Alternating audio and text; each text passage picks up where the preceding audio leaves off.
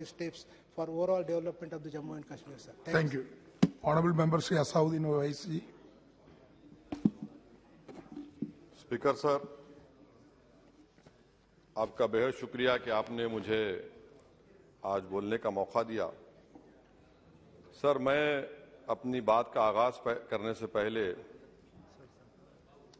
एक शेर पढ़ना चाहूँगा जिससे जम्मू कश्मीर की आवाम के उनके जज्बात और उनकी तकालीफ की अक्कासी इस ऐवान में हो सकेगी।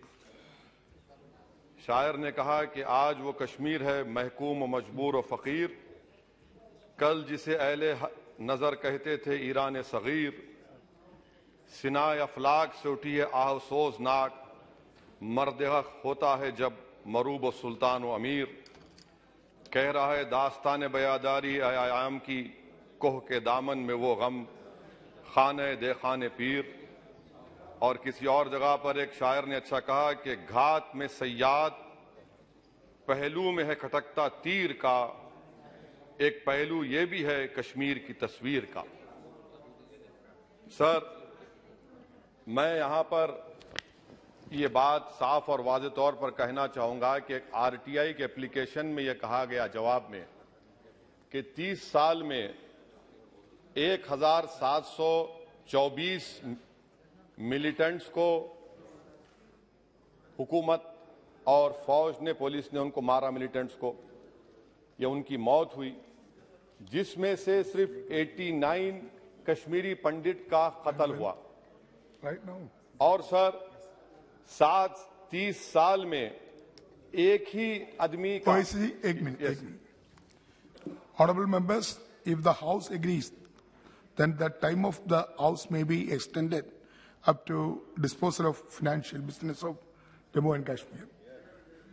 Thank you. Please continue. और सर, हैरत की बात यह है कि कश्मीरी पंडित के ताल्लुक से बड़े गम और आंसू बहाए जाते हैं, मगर 30 साल में एक ही आदमी को कोर्ट ने उसको सजा दी।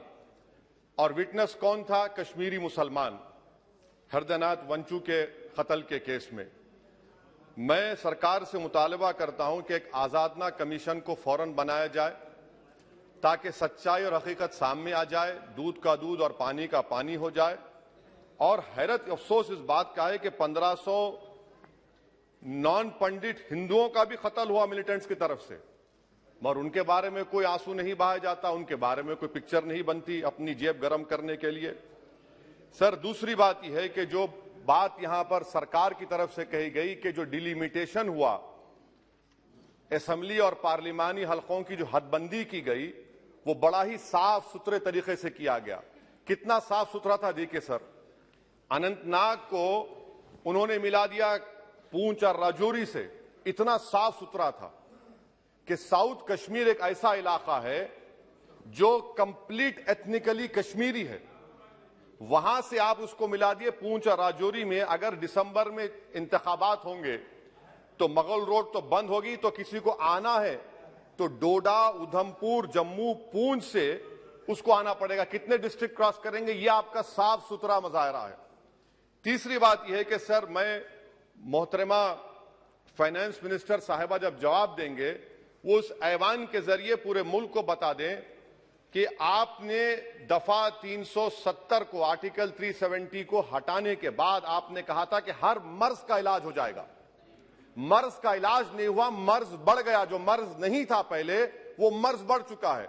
मैं आपके जरिए से मोहतरमा फाइनेंस मिनिस्टर साहिबा से जानना चाहूंगा कि इस ऐवान पर आप रख दें कि कितना एक पैसा इन्वेस्ट हुआ नहीं हुआ। एमओयू की बात मत करिए, कागजात तो बहुत निकलेंगे, मगर एमओयू नहीं बल्कि एक पैसा कितना आपने इन्वेस्ट कश्मीर में करवाया। दूसरी बात यह है सर, एक तरफ सरकार बोलती है हम प्राइवेटाइज करेंगे पूरे मुल्क में, एलआईसी और सब चीज, मगर यहां पर हॉर्टिकल्चर को पब्लिक सेक्टर अंडरटेकिंग बना दिया गया। जो कश्मीरी अपना सेब बेचता था, आप उसको कह रहे हैं नहीं अब हम पीएसयू बना दिए। यह आपका साफ सुथरा और आपकी राह दिखाता है। पावर आपका बरखी का, आपने उसको सेंट्रल पीएसयू से जोड़ दिया। तीसरी बात यह सर, आपकी इकोनॉमिक पॉलिसी है क्या फिर कश्मीर के लिए? यहां पर एक पॉलिसी, वहां पर एक पॉलिसी, कौन सी कंटिन्यूएशन है? आप तो यहां पर एक अपना रहे हैं, वहां पर अलग लोग अपना रहे हैं, इसमें कोई इंटीग्रेशन नहीं है। सर, फार्मा ट्रेडर्स पर दावे हो गए, रेट पड़ गया, जो सप्लायर्स है उन पर रेट पड़ गया, टोल पोस्ट खत्म कर दिया आपने, 114 राइस मिल बंद करने के दहाने पर आ गए। इसका जवाब नहीं है सही है गलत है। अच्छा सर, फिर आप देखिए कि एक और बात मैं आपके गोशे गुजार करना चाह रहा हूं कि इकोनॉमिक डिपेंडेंस आप इतना कर दे रहे कश्मीरियों के ऊपर, यानी आप कल ये बताएंगे, मैं खत्म कर रहा हूं सर, कल आप ये बताएंगे कि नहीं हमने तो इतना पैसा दिया था। सर, कि आप ये इकोनॉमिक पॉलिसी क्या है आपकी? और अनएम्प्लॉयमेंट कितना है सर कश्मीर में आज? अनएम्प्लॉयमेंट सर आज कश्मीर में 7.2% है।